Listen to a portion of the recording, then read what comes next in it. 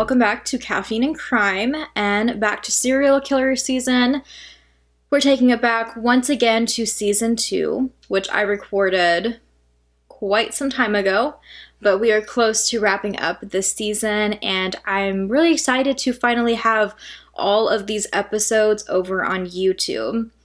Like always, I do have a podcast, so if you'd like to check it out, I will have it linked below.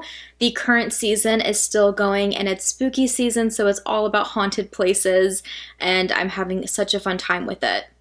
You can also check out last year's spooky season, as I am now uploading them here to YouTube as well, and they are a lot of fun to edit, so I hope they're fun to watch as well. They're being uploaded every Friday, so if you want some spooky, haunted, paranormal content, there it is. But today we are going to get your true crime fix, and we're starting with a new serial killer this week, Richard Ramirez, also known as the Night Stalker. This is part 1, so enjoy.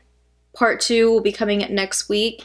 And as always, trigger warning, this is a true crime podcast, so we are going to be talking about some heavy topics, and this season is full of really, really heavy stuff going on.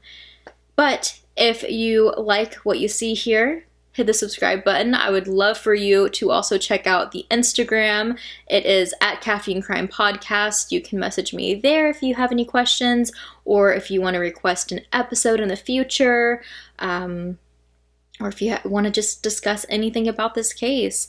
And also you can comment on posts there as well, or keep up with what's going up, when and where, and all of that kind of ordeal. But I hope you enjoy today's episode, and stay tuned for part 2 coming next week.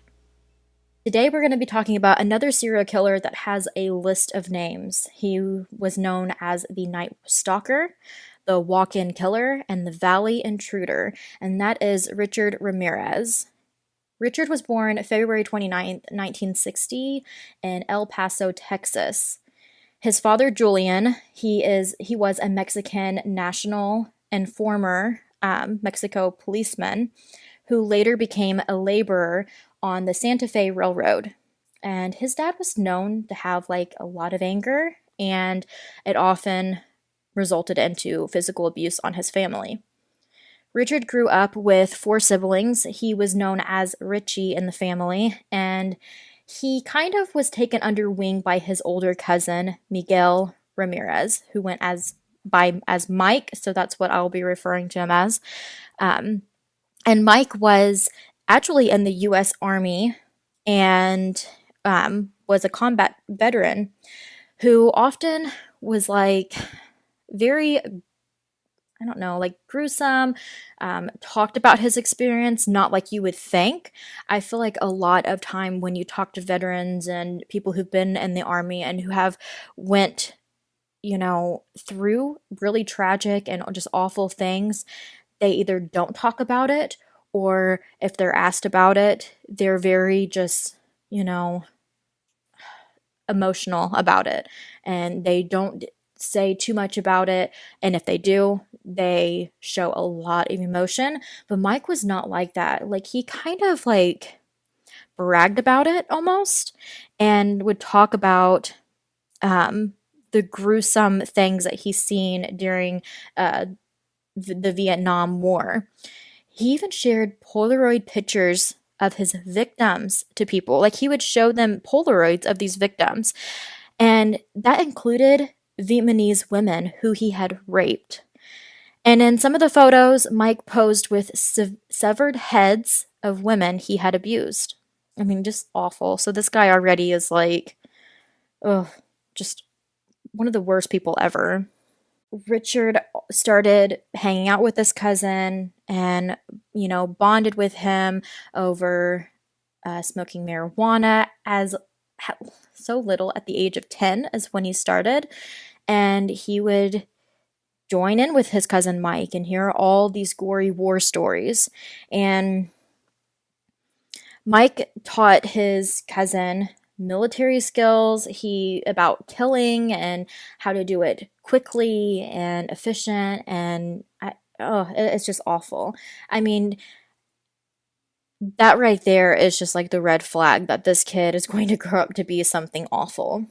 And around the time Richard was 12 years old, and he began to seek escape from his father's violent temper, and he actually started sleeping at a cemetery in his town, which is so awful. He's a little 12-year-old. And Richard was present on May 4th, 1973, when his cousin, Mike, fatally shot his wife, Jessie, in the face with a .38 caliber revolver during a fight. So they got in a fight, and it got violent, and he whipped out his revolver gun and just shot her point blank in the face.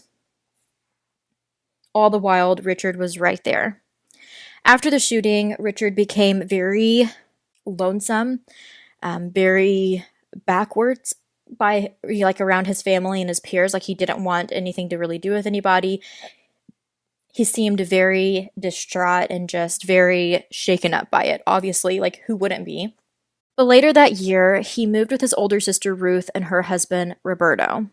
And you might think things are going to get better, but Roberto was known to be very obsessive about peeking into people's house and being a peeping Tom. So he would go on these night trips, I guess, where he would go and peek in on people, and a lot of the time he would take Richard along with him. Around this time, Richard also started using LSD and started having this interest for Satanism.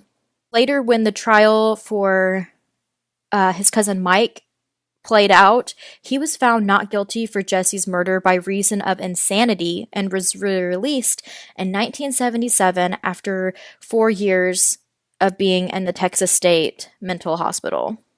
And then, once again, his influence over Richard continued. So now being 17 and having his cousin back as an influence in his life, it was not a good thing.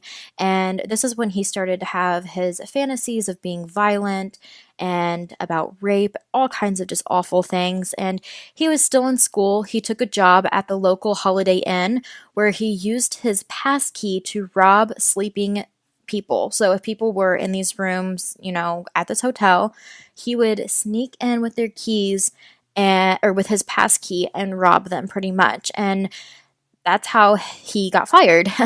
A hotel guest returned to their room to find Richard attempting to rape his wife. Although the husband beat Richard senseless at the crime scene, criminal charges were dropped when the couple who lived out of state declined to return to testify against him, which we've heard in another case as well. And from there, Richard dropped out of Jefferson High School in the 9th grade, and at the age of 22, this is much later, at the age of 22, he moved to California, where he settled permanently.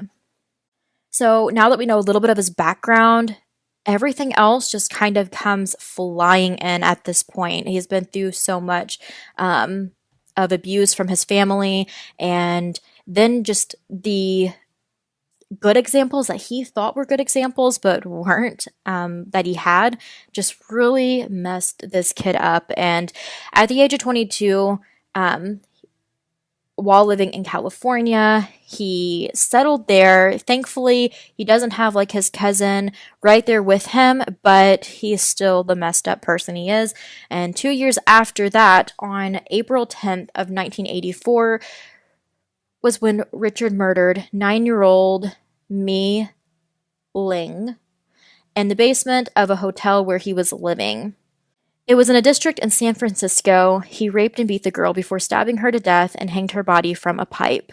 This is known as his first known killing, but it was not initially identified as being connected to him until 2009, when Richard's DNA was matched to a sample obtained at this crime scene. So during this time, nobody knew what happened to this. They knew what happened, but they didn't know who had done this. But soon after is when he got the name the Night Stalker.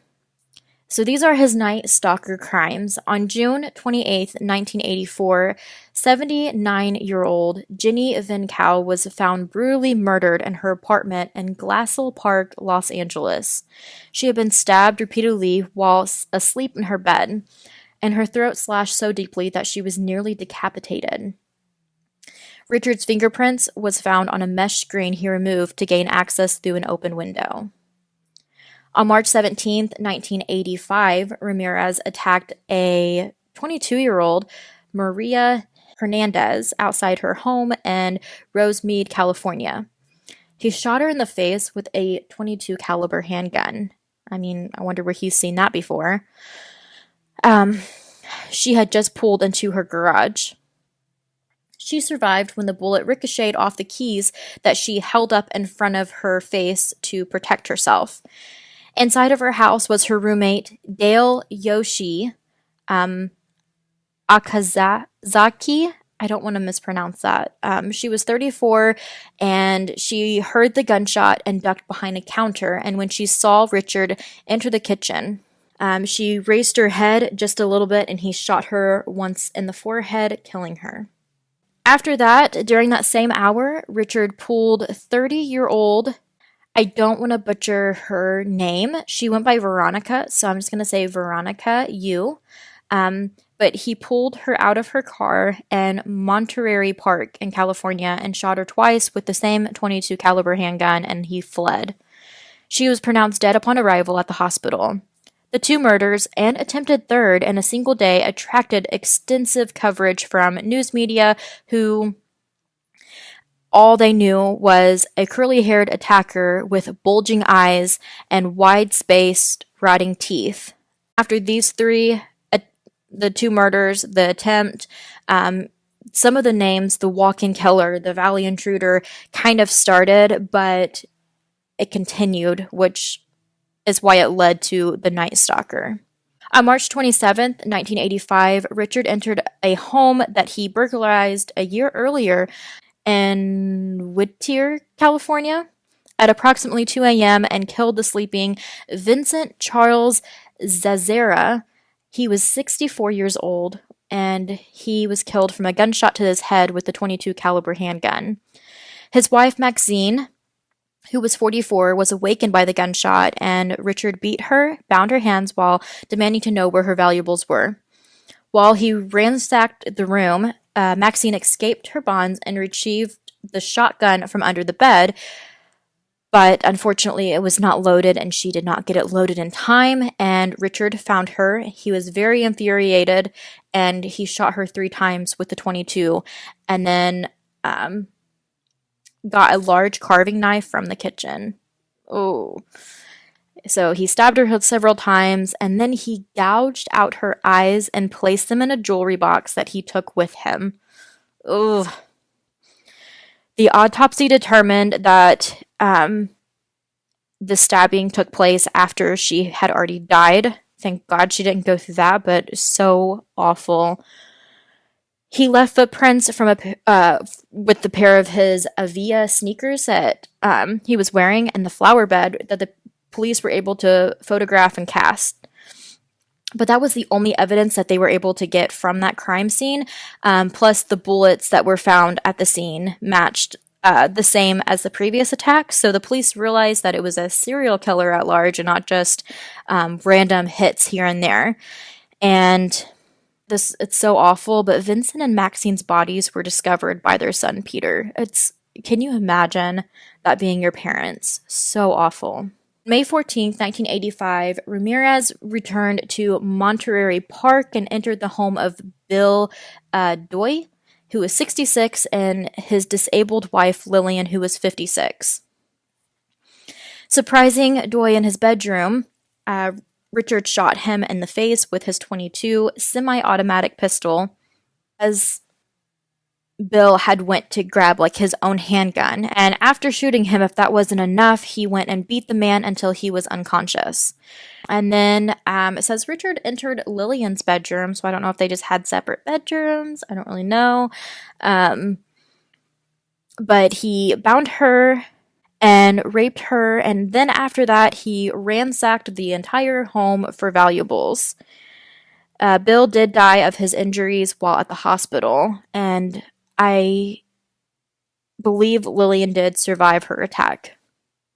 On the night of May 29th, 1985, Richard drove a stolen Mercedes-Benz to Monrovia, California. Monrovia, I don't know, California, and stopped at the house of Mabel Bell, who went by Ma, who was 83 years old, and her sister Florence Lang, who was 81 and went by Nettie. So he found a hammer in the kitchen, and he attacked Nettie with it and bound her in her bedroom. And then he went and attacked Ma and bound her as well, before using an electrical cord to shock the women. Oh. He then went on to rape one of them, and he used Ma's lipstick to draw a pentagon on her thigh as well as on the walls of both bedrooms. They were discovered 2 days later, and both women were found alive, but both women were unconscious and stayed in comas, and Ma later died of her injuries. The next day, Richard drove the same car to Burbank, California, and snuck into the home of Carol Kyle, who was 42. At gunpoint, he bound Carol and her 11-year-old son with handcuffs, then ransacked the house again looking for things. He did lead Carol through the home and told her to tell him where all the valuables were at, and then he sodomized her repeatedly. He also repeatedly ordered her not to look at him, telling her at one point that he would cut her eyes out. He fled the scene after retrieving the child from the closet and binding them two together with handcuffs.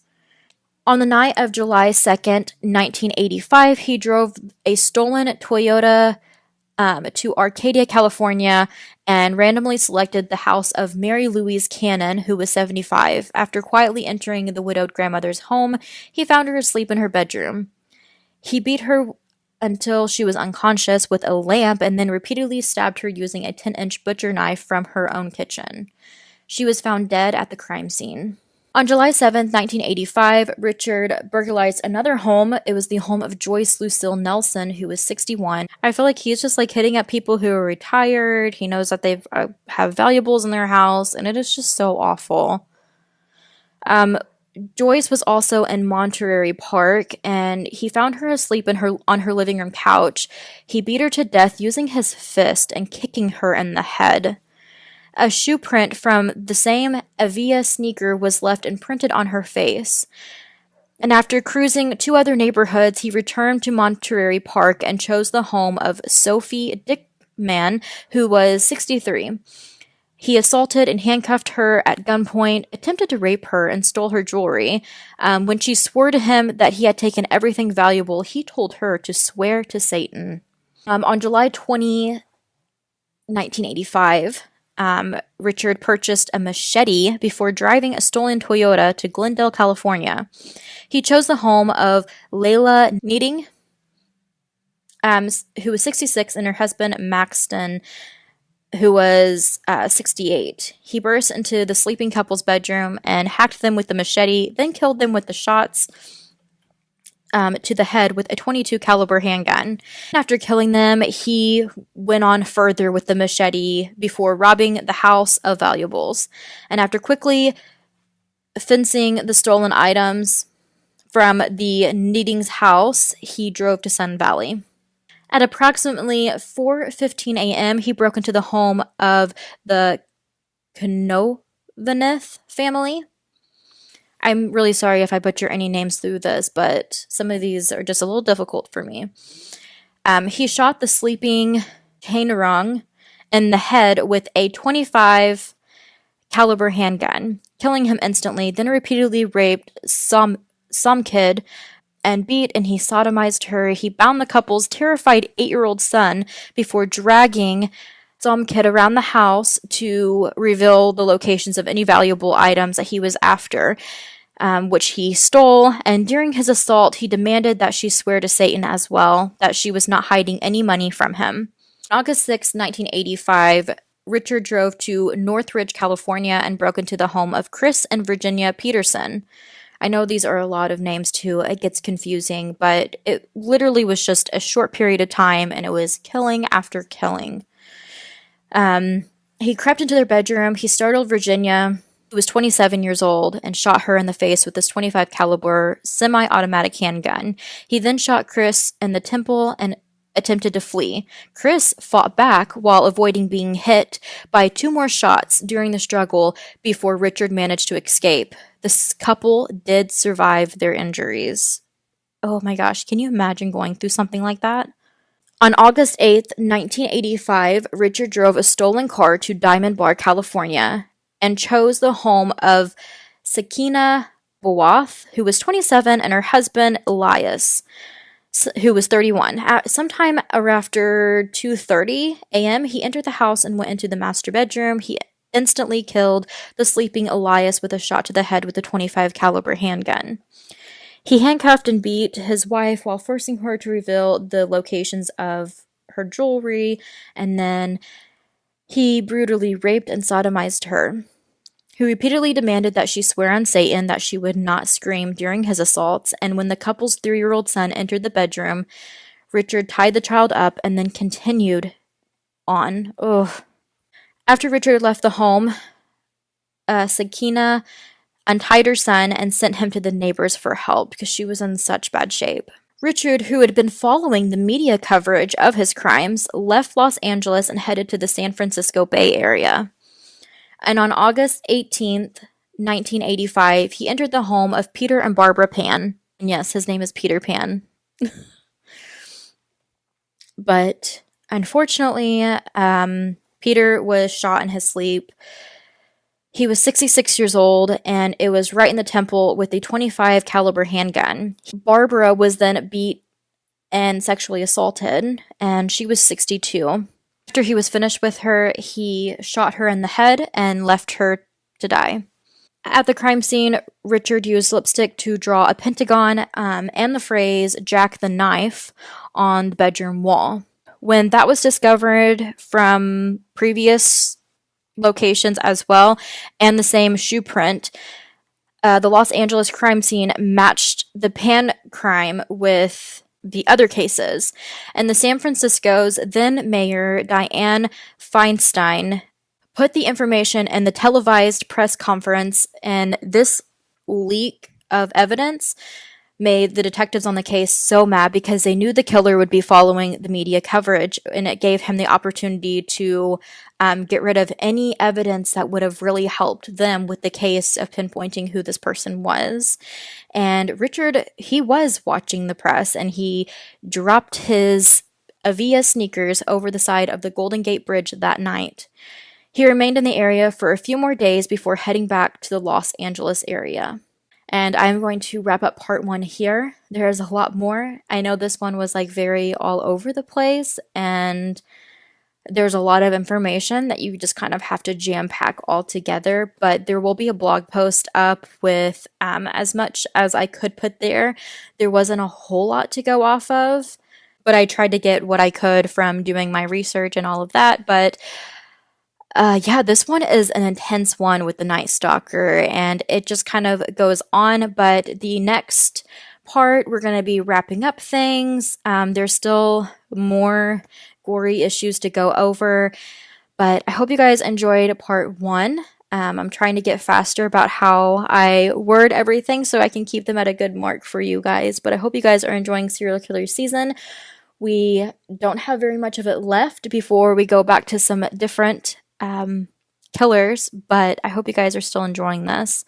Let me know what you guys think over on Instagram at Caffeine Crime Podcast, and I hope you guys stay tuned and listen to part 2 next Tuesday.